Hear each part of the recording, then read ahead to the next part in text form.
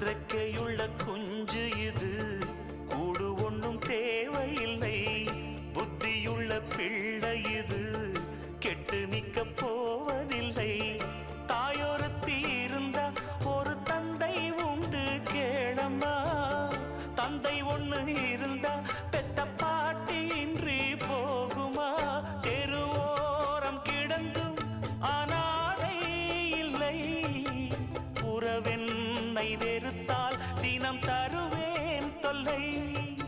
கெட்டாலும் பட்டாலும் உன் பேரன்தான்.